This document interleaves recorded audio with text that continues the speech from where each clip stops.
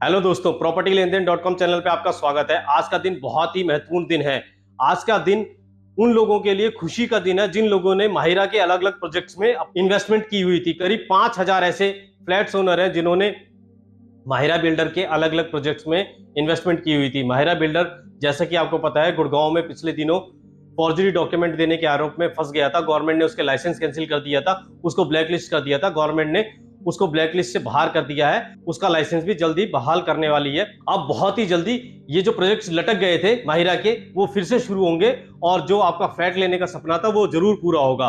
करीब 5,000 लोगों के लिए बहुत राहत की बात है।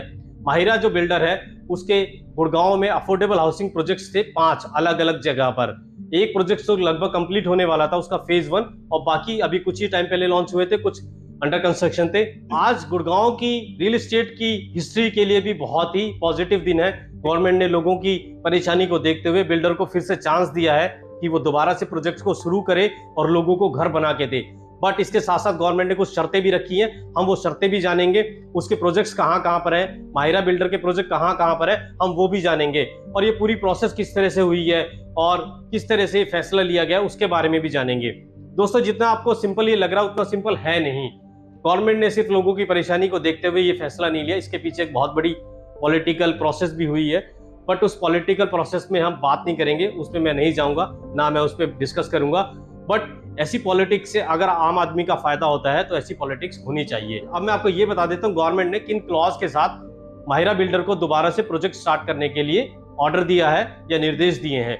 ये करीब 2 महीने की प्रोसेस चली है, जिसके बाद गवर्नमेंट ने फैसला लिया है। माहिरा बिल्डर की तरफ से ये ऑफर किया गया कि उनके पास करीब 46 करोड़ रुपए के अनसोल्ड फ्लैट्स हैं अलग अलग प्रोजेक्ट्स में, आप उनको ले लीजिए। गवर्नमेंट को क्या मॉर्गेज के तौर पर उनको रख लीजिए और हमें फ्लैट्स पे काम करने का दोबारा से मौका दीजिए जो हमारे प्रोजेक्ट अधर में लटक गए हैं। गवर्नमेंट ने बिल्डर की इस बात को मान लिया, साथ में गवर्नमेंट ने कुछ शर्तें भी लगाई हैं, वो मैं आपको बता देता हूँ। गवर्नमेंट ने ये कहा है जो बिल्डर मॉर्गेज के जो फ्लैट्स हैं उनके पास गिरवी रख रहा है गवर्नमेंट के पास, उसको एक बोर्ड लगाना पड़ेगा अपने हर प्रोजेक्ट के बाहर और उसको बताना होगा किस किस नंबर के कौन कौन से फ्लैट्स हैं जो मॉर्गेज के लिए रखे गए हैं, ताकि पब्लिक को ये पता रहे कि यहाँ पर ये जो नंबर वाले फ्लैट्स हैं वो गवर्नमेंट के पास गिरवी हैं।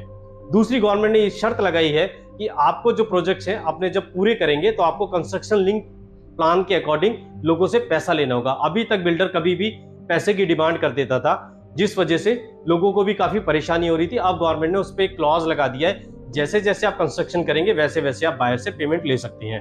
बिल्डर उसके लिए एग्री हो गया है। तीसरी एक और कंडीशन गवर्नमेंट ने लगाई है। पिछले दिनों जब इसको ब्लैकलिस्ट किया गया था बिल्डर को, माहिरा बिल्डर को, और इसका लाइसेंस रद्द कर दिया गया था, तो इसकी तरफ से उसके बाद भी, तो बिल्डर की तरफ से लाइसेंस रद्द होने के बाद भी लोगों को फोन जा रहे थे, लोगों को लेटर्स जा रहे थे कि आप अपनी इंस्टॉलमेंट जमा करें। लेकिन वो लोगों ने इंस्टॉलमेंट जमा करनी बंद कर दी, तो बिल्डर ने काफी लोगों के जो फ्लैट्स हैं उनको कैंसिल कर दिया, कैंसिल करने की उनको धमकी दी। गवर्नमेंट ने कहा है अगर आपने ऐसे किसी भी लोगों के फ्लैट कैंसिल करे हैं जिन्होंने, आपका कैंसिल हुआ था लाइसेंस, उस दौरान अपनी इंस्टॉलमेंट नहीं जमा करी है, तो आपको उनके जो फ्लैट्स हैं वो दोबारा से उन्हें आवंटित करने होंगे, तभी आपका ये लाइसेंस हम बहाल करेंगे, आपको ब्लैकलिस्ट से बाहर करेंगे। बिल्डर ने सारी बातें मान ली, गवर्नमेंट ने उसको ब्लैकलिस्ट से बाहर कर दिया। 28 जुलाई को उसका लाइसेंस भी बहाल कर दिया जाएगा और वो काम शुरू कर देगा। माहिरा बिल्डर के गुड़गांव में अफोर्डेबल हाउसिंग जो प्रोजेक्ट्स हैं वो 5 थे, अलग अलग सेक्टर्स में थे। इसमें करीब 5,000 फ्लैट्स बन रहे हैं। ये जो सारे फ्लैट्स हैं, ये जो सारे प्रोजेक्ट्स हैं, अलग अलग स्टेज पे थे। किन किन स्टेज पे थे उस पर भी हम डिस्कस कर लेंगे। सबसे पहले हम ये जान लेते हैं कि आखिर इस बिल्डर को गवर्नमेंट ने ब्लैकलिस्ट क्यों किया था। जैसा कि मैंने बताया, इस बिल्डर के द्वारा अफोर्डेबल हाउसिंग प्रोजेक्ट्स बनाए जाते हैं। अफोर्डेबल हाउसिंग पॉलिसी के अकॉर्डिंग जब आप कोई अफोर्डेबल हाउसिंग प्रोजेक्ट बनाते हैं तब आपको उस प्रोजेक्ट की कॉस्ट के 10 to 15% जो है प्रॉपर्टी या संपत्ति या पूंजी गवर्नमेंट के पास मॉर्गेज में रखनी होती है, ताकि भविष्य में अगर बिल्डर कोई गड़बड़ी करे या काम रोक दे तो गवर्नमेंट उस मॉर्गेज को, उस प्रॉपर्टी को, उस संपत्ति को यूज करके उस प्रॉपर्टी को, उस प्रोजेक्ट को पूरा कर सके। तो इस बिल्डर के द्वारा चालाकी ये की गई, जो मॉर्गेज के लिए पेपर रखे गए वो फॉर्जरी पेपर रखे गए, वो नकली पेपर रखे गए। गवर्नमेंट को जब 4 साल के बाद पता लगा, आखिर गवर्नमेंट की नींद खुली, 4 साल के बाद खुली, तो गवर्नमेंट ने इसको बैन लगा दिया बिल्डर को, और इसके जो प्रोजेक्ट्स थे उनको होल्ड कर दिया, इसके लाइसेंस रद्द कर दिए। इसके बाद काम रुक गया, लोग सड़कों पे आ गए। 5,000 लोग थे।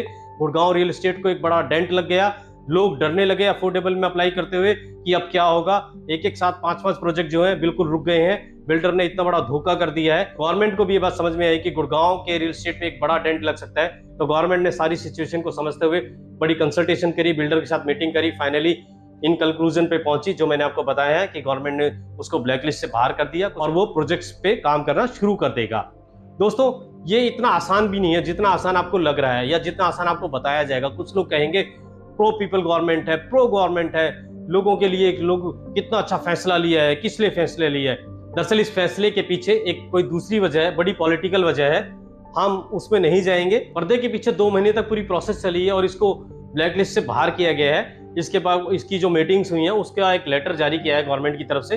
वो लेटर की कॉपी अगर आप चाहते हैं तो इस वीडियो के नीचे टेलीग्राम चैनल का लिंक है, आप उसको ज्वाइन कर लें, आपको लेटर की कॉपी मिल जाएगी। अभी हम ये देख लेते हैं माहिरा बिल्डर के जो प्रोजेक्ट्स हैं वो किन किन सेक्टर्स में चल रहे थे और किस स्टेज पे थे। इसका सबसे जो पहला प्रोजेक्ट था वो गुड़गांव के सेक्टर 68 में था। ये प्रोजेक्ट 2 फेज में लॉन्च हुआ था। इसका एक फेज ऑलमोस्ट कंप्लीट हो गया था, दूसरा फेज पे काम चल रहा था। सबसे ज्यादा परेशान इसी फेज के लोग थे क्योंकि वो ऑलमोस्ट अपनी पूरी पेमेंट कर चुके थे। अब उनको भी राहत की सांस मिलेगी, उनके लिए भी अब बड़ी खुशी का दिन है क्योंकि उनका प्रोजेक्ट है जल्दी ही नियर फ्यूचर में कंप्लीट हो जाएगा। इस बिल्डर के कहाँ प्रोजेक्ट चल रहे थे वो मैं आपको बता देता हूँ। 68 में बता चुका हूँ, बाकी बता देता हूँ। एक इसका जो प्रोजेक्ट था सेक्टर 63A में, दूसरा प्रोजेक्ट इसका 95 में, तीसरा प्रोजेक्ट इसका 103 में, चौथा प्रोजेक्ट इसका 104 में और एक पहले मैं बता चुका हूँ 68 में। अगर इस बिल्डर के प्रोजेक्ट्स की प्रोग्रेस की बात करें तो मैं आपको बता देता हूँ। इस बिल्डर का जो प्रोजेक्ट था सेक्टर 63A और 95 में वो 5 से 7% तक ही अभी कंप्लीट हुआ था, उसमें कंस्ट्रक्शन का काम शुरू हुआ था। उसके बाद एक और प्रोजेक्ट है इसका 103, उसकी फिजिकल प्रोसेस सिर्फ 20% के करीब हुई थी और एक इसका प्रोजेक्ट था 104, वहां पर अभी कोई काम शुरू भी नहीं हुआ था। तो दोस्तों ये इसकी कंडीशन थी बिल्डर की। लोगों को लगने ही लगा था ये काम शुरू नहीं कर रहा है, बिल्डर के साथ कोई दिक्कत है। मैंने आपको बता दिया इसके 5 प्रोजेक्ट से 68 वाला ऑलमोस्ट कंप्लीट होने वाला इसका एक फेज। इसके साथ साथ मैं उन लोगों को एड्रेस करना चाहता हूं जो लोकेशन के लिए पागल रहते हैं, परेशान रहते हैं कि अफोर्डेबल में बहुत अच्छी लोकेशन होनी चाहिए, हमें शमशान घाट नहीं होना चाहिए, नाला नहीं होना चाहिए, हाई टेंशन लाइन नहीं होनी चाहिए। दोस्तों इन सबसे जरूरी ये जानना है कि बिल्डर कैसा है, बिल्डर का बैकग्राउंड क्या है, वो सबसे ज्यादा जरूरी है। मुझे इस बात की जानकारी, अफोर्डेबल में जो फ्लैट्स खरीदते हैं उसमें मोस्टली इन्वेस्टर होते हैं, आपको वहां रहना नहीं है, रेंट पे आपका आराम से उठ जाएगा। आपको इन सब चीजों को बहुत ज्यादा वेटेज नहीं देना चाहिए। हाँ, कोशिश करनी चाहिए चीजें ना हो, बट अगर आपका निकल आया, आपको मिल रहा है तो आप उसको छोड़ना भी नहीं चाहिए। अब आप देखिए एक बिल्डर जो पिछले दिनों बहुत अच्छी लोकेशन थे, कैसे लोग उसको लेके पागल हुए और कैसे लोगों के सपने टूट गए, कुछ लोगों के रिजेक्ट हो गए फॉर्म, कुछ लोगों ने गलत सलत भर दिया। तो आप बिल्डर को देखें, लोकेशन को आप सेकेंडरी रखें, आप प्राइमरी जो है बिल्डर को रखें। आने वाले दिनों में कुछ और अफोर्डेबल हाउसिंग प्रोजेक्ट्स आ रहे हैं, बहुत अच्छे प्रोजेक्ट्स आ रहे हैं। अगली वीडियो में उस पर बनाऊंगा, आपको बताऊंगा अफोर्डेबल में कौन कौन से प्रोजेक्ट्स आ रहे हैं। अगर आपने वीडियो यहां तक देख लिया तो मैं उम्मीद करता हूं आपको वीडियो पसंद आया होगा। मैंने आपको एक पर्सपेक्टिव देने की कोशिश करी है। तो दोस्तों आपने अगर ये वीडियो यहां तक देख लिया है, उम्मीद करता हूं वीडियो आपको अच्छा लगा होगा। अगर वीडियो आपको पसंद आया तो इस वीडियो को लाइक जरूर करें। चैनल पे आप पहली बार आए हैं तो इस चैनल को सब्सक्राइब करें। अगर आपको ये नहीं पता कि अफोर्डेबल हाउसिंग पॉलिसी क्या होती है, अफोर्डेबल हाउस क्या होते हैं, ये कैसे मिलते हैं, कैसे इसके लिए अप्लाई करना पड़ता है, सिर्फ 28 लाख में 3 BHK मिल जाता है, 23 लाख में 2 BHK, 15-16 लाख में 1 BHK मिल जाता है, अलॉटमेंट कैसे होती है, इसके लिए एक पूरी सीरीज मैंने इस चैनल पे बना के डाली हुई है, आप उसको देख सकते हैं। अगर आपकी कोई कंफ्यूजन है, अफोर्डेबल के बारे में आप कोई जानकारी चाहते हैं, दोस्तों लोकेशन को लेके फोन ना करें, दोस्तों इस चीज को लेके फोन ना करें कि बिल्डर में भरूं ना भरूं, मैंने भर दिया कैसा होगा। जब आपने भर दिया तो उस पर डिस्कशन नहीं, जब आपने भर दिया तो उस पर फिर डिस्कशन क्या करना, जब आप भर चुके हैं तो उस पर कोई डिस्कशन का मतलब नहीं बनता। जो लोग अफोर्डेबल के बारे में जानते नहीं है, अफोर्डेबल में भरने में इंटरेस्टेड है, वो लोग कॉल कर सकते हैं। स्क्रीन पे एक आप नंबर देख रहे होंगे, उस पर आप मुझे कॉल कर सकते हैं। दोस्तों फिर मिलेंगे एक नई वीडियो में नए टॉपिक के साथ, तब तक के लिए दोस्तों जय हिंद।